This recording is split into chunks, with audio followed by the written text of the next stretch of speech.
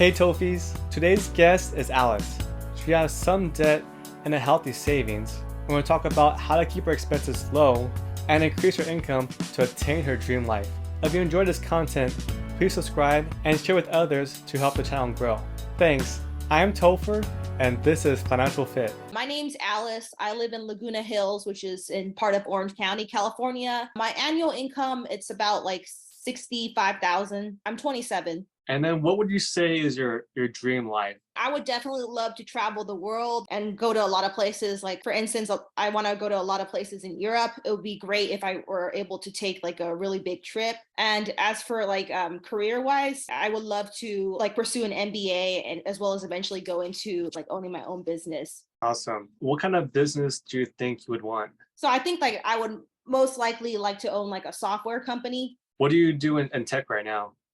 So right now I'm like the position itself is called like a knowledge implementation specialist, but it's basically a fancier term for a software consultant. So I basically like meet with customers daily, try to gather their technical requirements, support the discovery process, as well as implement those technical requirements into the software. Okay, so let's jump into your spending accounts that you shared with me. Mhm. I see you have a checking account, credit card, and a Amazon credit card. So I just have some questions and we'll just go through them one by one. So I see for what your checking account, overall, it looks like you have a couple of thousand starting at the month and a couple of Mhm. thousand in the month, and pretty much your income comes in and then your expenses going out. Mhm. Big one I see going out, there's about 2,000 almost every 3 weeks Mhm. that goes out. Is that for rent or is that investments or was that for? Oh, I mean, assuming that we're talking about the same thing, I believe like I transfer that money to my savings account or investment account. Okay. Yeah, Yeah. it's like a brokerage account. Okay, so Yeah. okay. Because I Um, usually I transfer like a majority of my income to like an investment account or like a savings account. So I'm able to like, invest it or accrue some interest. I don't keep a lot in the checking at Gosh, all. that's Mhm. awesome. Okay, how much do you think you have in savings and then invested right now? Including the savings, including the CD, I have roughly about 43,000 or $44,000. That's for the savings and the CD. Okay, and then you invest in other things too, like stock market or Yeah, so for investments, I have roughly like 75, I would say 74, 75. okay. Is that split between like a 401k and an IRA, or you just have a brokerage account for that? Yeah, I do have a 401k, but the majority is in my like like private brokerage accounts, non Nice. 401ks. Okay. Do you have a IRA open? I don't believe so. That's different from like a 401k, right? Yeah. So 401k is with your employer, and then Hmm. your IRA, it stands for individual retirement account. Basically, the IRA, it's either taxed before or after the investment.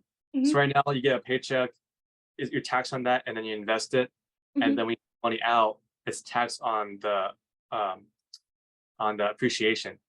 Whereas Oh, whereas okay. IRA, you can have traditional, which means that you're taxed before and you get the money back, and then once the investment grows, you pull that out, you're taxed on that portion just afterwards. Hmm. But the Roth IRA, which is really popular for people around 20s and 30s, is that you're taxed before, which is your paycheck, and you invest it. But as the money grows and you pull money out of it in retirement, there's no taxes on that. So Hmm. you can imagine you put right now the limit is 6,500 each year for the IRA. You can imagine if you put 6,500 right now and you waited 30 years, then it might become like 50 grand, Hmm. and you're only taxed on the 6,000 you put in initially, not the 50 grand later on. So that's Hmm. one thing I'll put into my notes and send to you, and you can look into that. But it sounds like you already have a pretty healthy savings amount. Looks like it's almost 2,000 every month or so. Yeah, I mean, it can vary, but yeah, typically. Okay. Another thing I noticed is that it looks like that one's more of a manual investment or saving. Is that not automated? You mean my for my investment account, my Yeah. brokerage? Right. Well, technically I have like two investment accounts. One is like through Chase, so I have like a team of investors for that, and then the other one is Fidelity. So that one is more it's on my own. Gotcha. Okay. Yeah. So one thing with the if you do want to open a Roth IRA or like your investments in general, Hmm. there's ways to kind of set up it automatically. So it just pulls your account every month or so and then invest for you. So that's Oh, something you can also look into instead of manually moving it for yourself. okay. Yeah. But overall, since you're already saving, then it looks like you're in a good spot right now. I mean, I guess the only question or concern that I have right now is like because I'm not like I'm for the one that I have through Fidelity, it's really on my own. So, you know, there are some stocks that I feel a little bit uneasy, and I don't consider myself like an expert at in any means in Right. investments. So, I'm kind of feeling a little bit uneasy. I feel like the value's kind of dipped, and but at the same time, I'm kind of risk averse. Like I'm, like I don't if I don't know information, then I'm not just going to move around my stocks. Like Right. I'm the Yeah. type of person that, yeah, I need to be informed in order to act on those, stocks basically. But I am a little bit concerned since I feel like the values kind of dipped. Yeah, definitely. I think the past few years there's been a big peak and then a big dip. So Mhm. I mean, everyone approaches it differently. Some they're just keeping cash to invest, as things go lower. Some are just investing what they call dollar cost averaging, which is Mhm. investing every week or every day, just a little bit. And as things go up and down, you're just still in the market. But the main thing is, your cash is going to lose value just because inflation's so high. Mhm. And if you don't invest it, you end up losing money. So sometimes Mhm. it's just good just to like be in the market long term. So everyone has Yeah. their own strategies, but for your investment portfolio, do you pick individual stocks or you're picking funds? I'm not too sure about the specifics. Definitely know that I have a lot of stocks, and then I'm invested, for instance, in the couple of like those different indexes where they like kind of choose the top stocks in that Okay, that's area. good. Like, I'm glad you're doing that because when you pick individual stocks, there's high risk but high reward potentially. Mhm. Whereas the Yeah. index funds that it sounds like you're investing in is a bit more not like lower risk. It just Mhm. spreads out the risk of different stocks. And Oh, if one company does bad, the other ones can just carry the load for the funds. yeah, like I do have like I do have stocks like individual stocks too, and then like to be honest, like I'm more feeling uneasy about the individual stocks because I feel like, Right. for instance, Alphabet, and then also there's like some couple of semiconductor companies, American Airlines stuff. I'm feeling a little bit uneasy because I feel like they've really lost their value since I purchased them. I definitely need to learn more about stocks. I wouldn't consider myself an expert in any way. Yeah, I think Mm, be an expert, you gotta read up on it like every day, like a couple hours at least. Mhm. So it's good you're using the funds. Okay. Yeah, so I really do need to spend more time in that area because I would say right now I have like a mixture between the indexes like the S&P 500, and then a good amount of individual stocks too that I'm feeling a little bit uneasy. Gotcha. Okay. For your other credit card, I do see a good amount of delivery. So it looks like you Mhm. do take out every week or so. Yeah, I Like, mean, I do order a lot of takeout, like all these delivery apps like Uber Eats or like Postmates, DoorDash, Grubhub. yeah, and I do see a good amount of that. So do you go grocery shopping at all, or is it all just takeout? I do grocery shopping, like but like I would say like it's a mix between like both. Yeah, I didn't see too many grocery transactions. I'm not sure if you just shop at Costco when you go to Costco for food, or you go to other grocery stores. Yeah, I go to Costco. Also right now, because I'm living with my mom, so sometimes like she picks up the bill for those grocery shopping trips, and then sometimes like for instance, like I just order something for her for takeout. Gotcha. Okay, that answers a lot. Yeah, 'cause I was wondering where the grocery bill was, and then Mhm. you don't have any rent transactions. I guess you just live at home and you help out with food once in a while. Yeah, I help out with some stuff. So she has like a couple of rental properties and stuff, and I help out with some of that too. Okay, so we're just talking about groceries and rent. So it's like, for rent, you don't have a set payment for that. You just Mhm. help out with, your mom with the rental properties and You may get food once in a while here. It's not to say that I don't have any rent. It's just that like you said, I do help out with my mom with her business, and then like with me and my mom, there's no like it's not like a set payment. It's different from a landlord tenant Right. relationship. But like for instance, like there were a couple times where I helped her out, like if she was a little behind on taxes, gave her a couple thousand here and there, like 10,000 or something. So it's not like a monthly thing, but I do give her some money. Right. No, definitely. That makes sense. Okay. Overall, your expenses are pretty good. I mean, you do have a good amount of takeout. Mhm. I see that you do use Amazon quite often. Looks like Yeah. you buy something almost every other day or so. Would you say your Amazon purchases are necessities, like need it for like the house or to live, or it's more like nice to have? I do feel like it's mostly like if you're talking about like needs versus wants, it's probably more wants, I guess. Okay, and then I see you have Costco transactions. You get your gas there and Mhm. get some there too. Okay. Yeah. Okay, so I think this is a good layout of your financial situation. Looks like Mhm. you don't spend too much. Your expenses are quite low. Mhm. Uh, Saving investments total looks like it's like 130 or so. You mean including the savings and investments or just Yeah, investment? I think everything like savings and investments looks like you Uh-huh. have a 130. Does that sound right? I mean, I'm getting a little bit of a lower number than you. I'm getting about like 120, 119, 120,000. Okay, 120. Okay, Mhm. Is, and that includes your 401k, correct? And your brokerage. Yeah, Okay, for so the one. savings and as well as like the investments. Gotcha. Okay. Mhm. And do you have any debt? Like student debt, car loan, credit card debt? Yeah, I have some car loan. What's the rough amount you owe? And I didn't see any payments in your credit card. Not sure. I gotta take a look at what I sent you, but I pay about 400 something a month. I mean, as for the amount that I owe, like I can definitely look it up if you want real quick, but I can give you a rough estimate. Yeah, rough number is fine. Okay, I think I owe roughly 12,000 or so. Yeah, I mean overall, it looks like you don't have much debt. It's just 12K for the car, and then Mhm. 400 a month, which is a little bit on the higher side, but you don't really have other huge expenses with rent or Uh-huh. food or shopping. So I think that's pretty healthy right there. So sorry, what did you say was a little bit on the higher side? Oh, the credit card, the card payment. You said you pay like 400 a month. Yes, something around that, like a little bit more than 400. Yeah, yeah. So it's a little bit higher, but it's like doable, especially Mhm. since you have set rent and other high expenses or other Mhm. high fixed costs. Okay, okay. So let's go back into your dream life. So it Mhm. looks like you want to travel, you want to have a business around software.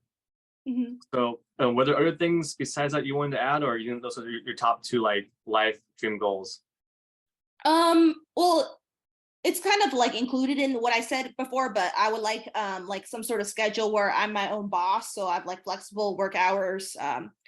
So yeah, I guess like for instance, like when you're employed, then you get a certain amount of like PTO per year. But so that's why I feel like if I were my own boss, if I were an entrepreneur, I would definitely be able to be like work on my own hours, work on my own schedule, and be able to travel more. So Hmm. um yeah, that's my dream life. And then of course, like since I don't have any real estate right now, so I would eventually like to own my own house as well as like get married, have kids. Okay, house family. Okay, Mhm.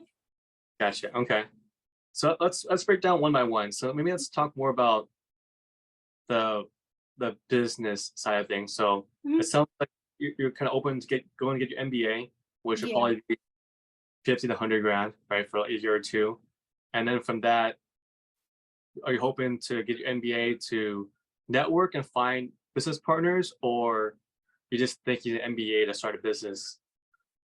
I am open to the idea of finding like a business partner, but it's more for my own purposes, like to kind of educate myself and to have that degree basically under my belt. Gotcha. Okay. Yeah, be able to have the tools necessary to open my own business, like the not literal tools, but the knowledge basically. Knowledge. Okay. Mhm. Okay. So say you go the MBA route, Mhm. and you can, I guess you could technically use all your savings and investments to get your Mhm. MBA, and then learn with others, and then after that, try to start your business. Mhm. The other route is just kind of just starting your business, and then as you need to hire someone to learn something, then you can kind of outsource that. But when you said you want to own a business, and you kind of mentioned like a software business, you're thinking that you're going to start from scratch, from a whole new like code base, or you think you're going to purchase one that's already existing and then kind of optimize it? I believe like I would want to start from scratch. Okay, so do a startup. Yeah. Okay, so it sounds like doing MBA, you find other entrepreneur or Mhm. potential partners there, Mhm. and then do a startup basically. Okay. Yeah, but like you mentioned, like that would definitely be ideal. But at the same time, I'm feeling a little bit uneasy about exhausting all my savings and all Hmm. that. Okay. No, it's good you mentioned that. Mhm. Um, and I talked to a lot of my friends, and some got to MBA, and Yeah. they say great things about that. Others they say things along the lines of, "Oh, I wish I tried to do this before I got my MBA, Mhm. because it's so expensive, and you spend a year or two on it." I mean, you do meet a lot of cool people, but Mhm. um, yeah, it's just the time and the cost. Um, but if you did a startup, what would you think your role would be? Do- because you're somewhat technical, but you wouldn't be the programmer. You would be more of the Mhm. market sales side of it, or what portion of the? Yeah, I guess like the developer. For right now, like I do want to explore taking some classes because I don't come from a software background, to be honest. Like my major was actually in liberal arts, but so like right now, in addition to doing the MBA someday, like for now, I would like to take some classes, like to some, for instance, like some SQL classes, Python classes. Mhm. And I've inquired about some like boot camps or some one of those like training programs. Gotcha.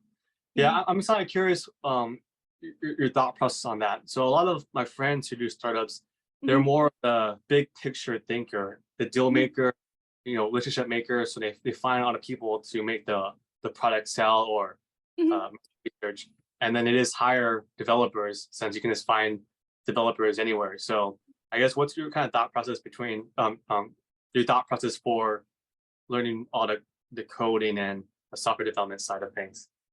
Well, I mean, like in order to sell product, you have to know like you have to know what it's about. Like for instance, if somebody were to sell something and they don't even know like what it's about themselves, then that wouldn't be very convincing, right? So I basically I would like to like first of all, since I don't come from a technical background myself, I don't come from like a software or engineering background. I would need to like learn those skills myself first. Right.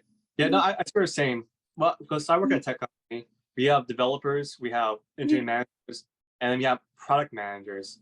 And our product managers, if you have Yeah. some coding background, of course, it could help you a little bit, but Mhm. half the time they're not that technical. Like they understand, here's a database, Mhm. here's a here's a backend, and then because this is not working, then uh, the product's not working correctly. So yeah, I'm Yeah. just trying to figure out like in terms of being efficient with Mhm. like your timeline with different things. If you got your MBA right now, you're 27, so you're Yeah. probably like 2 3 years after applying, and Yeah. then you would exhaust all your savings. You could do the boot camp, which Mhm. some of them are cheaper now, some are pretty expensive, and I have friends do both of them, but that's Mhm. also a couple years to like learn a lot of it, and Mhm. then also some costs with it. So Mhm. that would be also, I would say, at least a couple years to Yeah. do. But if your end goal is just to be the business owner, then I would say, I mean, you can learn some of the technical Mhm. skills. I just know how the back end database and how they talk to each other with the front end, Mhm. and that's pretty much like 50 hours to kind of learn that to be a product manager. And then in terms of being the owner of it, if you do want to have your own schedule, Mhm. you need to hire the right people to kind of be on call for things, right? Mhm. And then you just Yeah. kind of, and Be so held yeah, accountable, basically. Mhm. yeah. So yeah, so that makes sense. I guess it sounds like you want to be technical to learn some things, but Mhm. after you learn those basics, looks like you're more of the product sales marketing person, right? Or Yeah, I mean, to be yeah. honest, right now I'm actually taking like a project management class, like a course, and I'm thinking about getting my PMP as well. So even right now in the position that I currently am in, like at my company, it's similar to product management, I would say. Like it's like Okay. you're kind of you're kind of supporting the discovery process, you're conducting the discovery process, you're gathering all the requirements, technical requirements, and then you're creating like the business requirements documents and all that. So it's kind of similar, I would say. Okay, so I have idea of what your end goal with business looks like, and it looks like if you did want to start your own company, it could be a few years to like get those skills and knowledge, Okay. or find a partner sooner that has half of what you don't have right now, Mhm. and then working together. But Mhm. usually for these, software startups, usually it's someone that's sales and product based, and then other one's very technical. They have the software development back knowledge. So that Yeah. I typically see.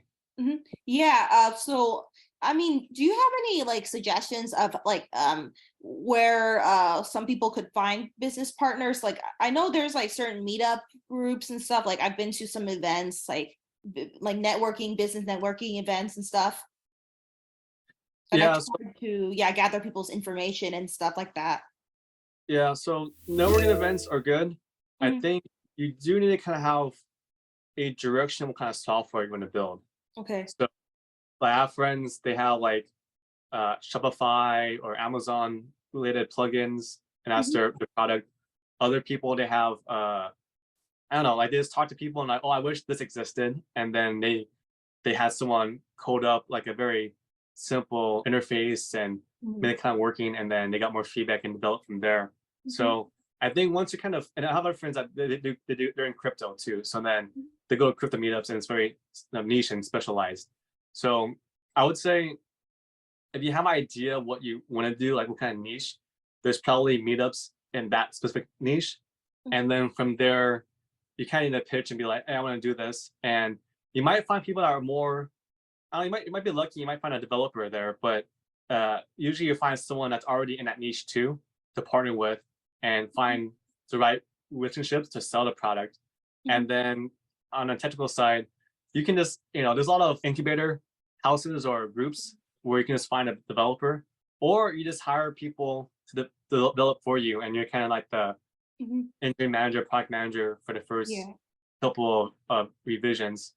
But I think leaner is usually better. Just having like if you already have a vision and you have someone that can help you sell it, Mhm. then you can just find a developer and then they can just build it for you. Yeah, Um, I mean, the only thing is that like if I were to hire somebody, I would have to pay them like a salary and all that. So like, I gotta figure that out, like how the finances work, because owning your business is kind of expensive, and you yeah, have to pay all the employees, and then you had to hopefully find some people to fund you and all that. right. Yeah, I mean for the development portion of it, Hmm. usually it's not salaried. You just kind of find a contractor Hmm. and say I need this, and then they deliver. You don't pay them. uh But yeah, like what you just mentioned, the better approach might be to find funding first and kind of become like the leader in a certain space where people want to invest with you. I mean, there's also certain industries where there's kind of I forgot what term it was. It's like this one giant or this one company that's kind of dominating that entire market and stuff. So it might Yeah, so be difficult to enter into some particular industries. yeah, I mean basically there's they call it blue ocean or red ocean. Hmm. Basically, blue ocean means there's no sharks there, there's no blood, Hmm. so no one's done it. So you have very little competition. Hmm. Red ocean means you have a lot of competitors, but maybe you have some edge where you can get customers Hmm. and then grow your business. So you kind Hmm. of figure out which direction you want to go, and then like I said, Hmm. like it's very tough to do every aspect of the business. It's you probably want to focus on certain areas and then hire the rest out. So Hmm. if your goal is to become a business owner, learning all this technical background Hmm. for like years might not make the most sense if you need to just raise money and then have a good product and then hire the rest out. So So okay, so like would you say, like, for instance, So you're saying that it might not be that worthwhile in terms of money wise to like go to school and invest a lot of money and time into learning all these technical aspects, whereas I could just hire somebody, right? Is that what you're saying? Yeah, Like, it might not be a good yeah, investment. yeah. So I guess based on your background that you shared so far, I feel like you would need to find a very niche topic and have an idea what you want to build. Like Mhm. maybe I'm also in real estate, so maybe helping your mom, you realize okay, there's only so many property management software, but they're lacking something, Mhm. and then you pitch that product to real estate meetup and say like, hey, I'm trying to raise money to build this software product. Mhm. Right now, I've been using X, Y, and Z, and they don't do these other features, and so I'm going to build it. Would you be interested in trying it out on beta? And then they'd be like, okay, and then they kind of try it out, and then from there you can kind of grow. But you're more of the Mhm. marketing, find investors, and understand the product and the vision, and then as you need to have developers or other people to help confirm that the features are what people want, then Mhm. you can have a team on that. Okay. Yeah, that makes sense. But I'm just wondering, like, because I'm also, thinking about it, like, because I don't want to go, like I know going back to school is like very expensive and it's very time consuming, like takes like 2 years and like you said, probably like 100K or something. So I'm trying to figure out my next route too, like, because I don't want to, if it's like that big of a commitment that I need to make sure that I'm, willing to do it and that it will be a good investment to make. But I mean, I've heard about like, for instance, some of my friends, like they're doing masters or MBAs and stuff, but they're working part-time too. You know what I mean? So they could, if there's still money coming in, it's not just all going out. So there's some like part-time programs. Like I know University of Chicago has like a part-time MBA. So I'm exploring my options basically, but I Yeah, haven't decided yeah, which yeah. MBA. I have friends do the UCLA MBA program part time. It Mhm. really depends on your end goal. Like for them, some of them Mhm. just did it because the company paid for it. Others they did it because they're trying to move up in the company. But Oh. if you're trying to find Mhm. partners to do a startup, then you gotta find a school that kind of specializes in that space, or else you kind of waste your time too. I had friends Mhm. go to Harvard MBA, trying to start a business, but Mhm. everyone going to Harvard MBA is trying to be an investment banker or like a management consultant, not Mhm. start a business. So then it's kind of like was that worthwhile for them? Mhm. So okay, so I think Yeah. for here, I think we have some things to look at Okay. and to investigate. But yeah, I think timing and the price, the cost is something to keep an eye Yeah. on. Besides the business side of things, like having a Uh-huh. business and all the work that's involved there, of course, it's high risk but high reward, right? If you are successful. If you just worked a job, maybe you got a higher paying job, so you got the six figures, and Mhm. then you saved a bit more aggressively, and then you just invested, like you buy rental real estate to rent out, like your mom does. You invest more in stocks and Uh-huh. have high returns on that. Say you were not a business owner, and Mhm. you're just trying to travel, like live the life you want, like get Mhm. married, have a family. So let's just break it down. So traveling, if you travel, so I mean, you travel 6 months out of the year, and the rest you're in Orange Oh, County. okay. So maybe that's 20,000. Uh-huh. And then next is family. So it sounds like your partner would make some money. Maybe you have a couple of kids, so that's probably kids are probably between 20 to 30,000 each year, based on private or public school. Yeah. And then the house you would want. Have you ever looked into how much the house you would want would cost? Um, yeah, I mean, like I probably will live, I mean, I don't know exactly, but I probably will live in either Orange County, Los Angeles, or somewhere in the Bay Area or New York. So those are most of the most likely places that I'll live. And, none of those places are cheap, so it'll probably be 1 million or more. Okay. Hmm. Yeah. So let's say it's a million, and of course Hmm. maybe your partner would have income and split that Yeah. with. I think right now you're looking at about 70K annually for Yeah. more taxes, insurance, and maybe it's a little bit higher or lower, but this kind of ballpark, like here's your ideal life, like what would it cost? So right Hmm. now I have maybe 20 grand to travel Hmm. each year, maybe 15K for a family, maybe your kids cost more or less based on how many kids you have, and then if you have a house with a mortgage, it's Hmm. around 70K a year. So adding this up, it's about 100 grand for all of this. Does Mhm. that sound about right, or do you think there's more to life that you would also want to have? Did that include like the basic necessities too, like the food Okay, and we can or include no? that. So, I mean, right now your expenses are pretty low. 10 grand on like groceries and shopping. So I Yeah. mean, we're 15,000. So now Mhm. we're at 10, 20, 30, 40, 50. So 120, Mhm. 120 here. Yeah, that does sound about right. I mean, there's probably a little bit more for like shopping and clothes and all that miscellaneous. And also, Okay. I have like a couple of pets too, so that probably costs Okay. something too. Let's bump that up a little bit. So maybe we put 20 grand. To have 125,000 each year, if you had a partner and you guys split it, that Mhm. would mean your combined annual income would be about, I would say, maybe 200,000. Mhm. Say you made 100,000 and then your partner made 100, then you're pretty much Mhm. there. And Right. Do you mean like gross or net though? so if you have 200 gross, then your net like probably 120, 130 after taxes. So Okay. yeah. So you both gross 100 grand each. Mhm. That's 20 grand gross. And then after taxes, it's about 120, I 130. see. So, Yeah. Well, so I thought if you got married, I thought the taxes would be a little bit lower, right? Or no? But I guess like since you make 100K, then tax level might be a little higher. yeah, yeah, it depends which state you're in, but I would say rule of thumb, maybe that's 30%. And then based where you live, Mhm. you can change that. But I guess Yeah. conservatively, if it Yeah. was 200K gross minus 30%, Mhm. then you're about 140. So conservative, like 125, 130 Yeah. Because net. I mean, I thought like if you were married, you get more of a tax benefit than if you're single. Yeah, So, a little bit. Yeah. okay. Yeah. Yeah. So I guess this would make things more conservative.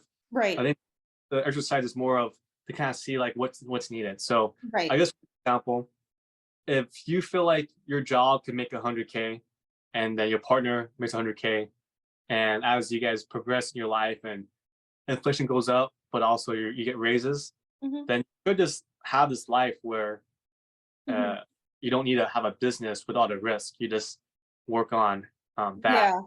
Um, the other thing to look at too is, say you did not own a house and Hmm. say you just rented, then your annual expenses are almost cut in half, because if you rented somewhere, maybe it's 2,000, maybe a bit more based on how Hmm. luxury you want it. But say it's Hmm. 2,000, makes let's round up. Let's say 3,000 each year. Then that's about 3,500, Hmm. which is half of your house cost. So Yeah. then you only need like 90K net each year. So that means you and your partner will only need to make maybe 150K Mhm. total Mhm. gross, and then you can just live the life you want. So, but you're saying, you're basically saying that if we were to rent, it would be like cheaper on an annual basis, right? Right. Okay. Well, I mean, like, yeah, I agree with you on that. It's just that sometimes I feel like, if if you invest in the right property, then you can, can potentially sell it for higher too. So it could be an investment, even your house. Yeah. Yeah. No, Mhm. definitely. I mean, you can. Mhm. People can make, like, for me, I rent and then I invest out of state. Mhm. Other people, they might want to live somewhere and try to, like, add value and then just resell it. So there's a lot of different ways to look at it. Yeah. I guess for me, I'm just trying to show that there's different options for what you're trying to accomplish. Like, if you just want flexibility, a family, and then the travel, then you don't really need to have your own business that could make a lot, but Yeah. then could, like, lose a lot of money too. Yeah. And if you just worked on increase your income and then save up, like right now, with your savings, you could probably, in a year or so, when the market cools down for housing, you could probably buy an investment property. You Mhm. could also liquidate some of your investments and then buy something bigger too. So Uh, wait, so do you mean like with the amount that I have right now for the savings investments, do you mean like invest in like a down payment or right? yeah, because Mhm. right now you have over 100 grand saved Yeah. plus invested, Yeah. and that's enough to buy a house, like, for a down payment. Of course, not like a multi-million-dollar house, but Yeah. you could get a investment property, Yeah. or you can use it for a down payment for a house right now too. Yeah. So it depends on, like, your end Mhm. goal. But if your end goal is just to, like, have flexibility, Uh-huh. travel and have a family, then it's not too crazy. Like you just gotta invest and then keep Mhm. saving. Wait, so are you saying that like I'm just trying to understand. Are you saying that one option for me is to like use that amount that I have saved, like the 120 something thousand, and then try to put a down payment for like a rental property and then I rent it out and get income? Or do you mean for that house for me to live in as a down payment? Yeah, yeah, either. It is, multiple options. Mhm, I guess what I'm trying to say is that, if you want to start your own business, mhm. and a software business is very right now it's very tough for software businesses right now, just Yeah. because the tech boom kind of ended and everyone has like big teams and work on features. So if you did Mhm. make it work where you had a tech startup and it did really well, then yeah, you probably be a multimillionaire within a couple of years and you sell it, right? Yeah. But if you don't, then you spend 3 to 5 years, maybe more than 5 years, Mhm. a lot of money, a lot of time, and you have no money. But Mhm. if you didn't do any business at all, and all you did was save and invest, then Mhm. you can, have all free time. You can Mhm. travel, and you can have your family without Yeah. doing all that. So it's just like kind of, showing, because a lot of people, they have like these big dreams, and they feel like if they don't do something, then it's not no their life's not Mhm. uh, as successful. Mhm. But I always ask people like, why do you want a house so bad? And they're, oh, I want a house because that's the American dream. Like my parents said to do that. And I'm like, yeah, but see, look at this. Like you buy a house, your expenses each year goes like doubles or triples. Mhm. Plus, you have to pay for the maintenance of the house too. Mhm. Whereas you rented, you wouldn't have to, pay for maintenance. And if you just want to travel and chill, then you have a lot of money. You don't need to be stuck in a house and be house Mhm. poor. Um, Yeah, the only like I understand what you're saying. It's just the only thing that kind of concerns me is that like there's a lot of places that they don't allow pets and all that. And then yeah, I've also, to be honest, I've also had some kind of bad experiences with like a previous landlord that we actually went to small claims court because he didn't return my security deposit, and I ended up winning, but it was just kind of it took like over a year to get my money back. So yeah. I mean, it definitely depends. I mean, everyone has their own goal and life goal. Like you have yours listed here, so it Mhm. just kind of opened up options of what's the purpose of this. Like we went down the whole MBA route. I'm like, so what's the purpose? You're trying to find partners, you're trying to network to find investors, um, Uh, time the money. right. No, no, I understand what you're saying. We may have like 10 minutes left to kind of Mhm. wrap things up. I think over your expenses are pretty low. Mhm. You're saving a good amount. If your goal was just to travel and have a family in the house, um, I think you can go, like I said, the high reward, high risk with having your own business. Mhm. Or if you just want to, increase your income, Mhm. then maybe you apply to different jobs and try to Mhm. increase income, or invest in something. So you're Yeah. invested in the stock market, but if you Yeah. want to invest in real estate, then Mhm. that's another thing to work Yeah, I on. mean, I guess the only concern for me is that like for like it's like for instance like right now like like maybe 20, 30 years ago like having a bachelor's degree was good and like it was like pretty good and you were considered like you were highly regarded, but it's like right now it's like everybody like has a master's or sometimes even higher, so it's just like you know what I mean. So I feel like the times have changed, so like with earning a higher income and all that, like they always ask like, oh, you either have to have a lot of experience in the workplace or you have to have like a master's degree or something like that. Like I've been trying to apply for positions too. I feel Oh, like I'm kind of a little bit limited in terms of income growth with just a bachelor's, and my bachelor's is also in a non-tech related field. So gotcha. Okay. Yeah, I would say, so so I'm a not little sure. bit concerned. Yeah. So I mean, I have friends. I mean, pretty much all my friends in tech, they all have bachelors. Mhm. I have friends that consult, kind of like what you do, and they're in the ones and 200,000s. Um, I think if you do want to increase your income a lot faster, Mhm. there's a lot of um, consulting firms in tech Mhm. that you might work a bit more and hours wise and how less Oh. clients, but Mhm. all of them, they're in the high hundreds, somewhere in the 200s with the Oh. back. Oh, And really? Oh, so you don't have to have like a bachelor's in a tech related field like software or engineering, or you don't have to have like a, yeah, it, I mean, It's it really, more. It could be entry level as well. I mean, it really depends on your skill set and like what the company's Yeah. looking for. So like for them, like I think if you join a consulting firm right now, I think your starting is probably around 70 to 80. Okay. And then, yeah, it's a lot. I mean, you might need to work a lot because it's a firm, but Yeah. uh, usually like when I started at the firm, I Mhm. think I was getting like 60 something, and then within like a few years, you're at uh 80, 90. Mhm. Now with inflation, a lot of people are making six figures now. So let's take a look at entry Yeah. level. I think for the firms, they already know that they gotta train you anyways. Mhm. And since you already have, I'm assuming you graduated 4 years ago or like 5 years ago, so then you probably have a few years experience at least, and Yeah. the, you know, will be open to hiring you over a brand new grad. So then they already know they gotta train you. So you can look in. I'll send you some links, and Mhm.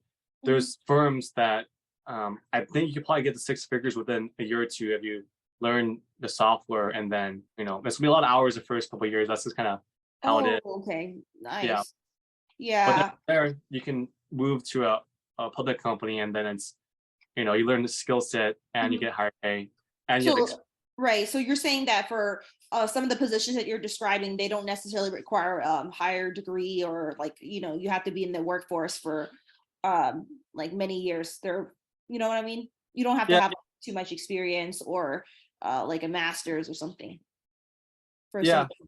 positions. For the most part, it's and I think I'm not sure your approach for your job hunt right now, Mhm. but if you're just cold applying to jobs, Mhm. then it's probably you're not gonna um, get the interview or get hired. I think a lot of it's like who you know, or if you're already in the company. Mhm. So like if you look at from the reverse perspective, if you're the hiring manager, the top candidates are the ones already at the company, where Mhm. you have referrals of like they know the business, people like them, then Mhm. you hire them. Second is referral. So if you have a friend already works there and it can vouch for you, Mhm. then you're the second best option. Mhm. And then third best option is just a random person that's applying to the company.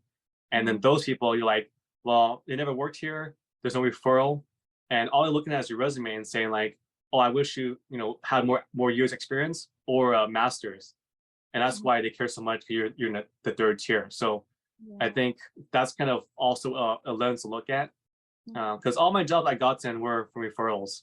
Yeah, I think overall, like if you just like you said had a bit higher paying job Mhm.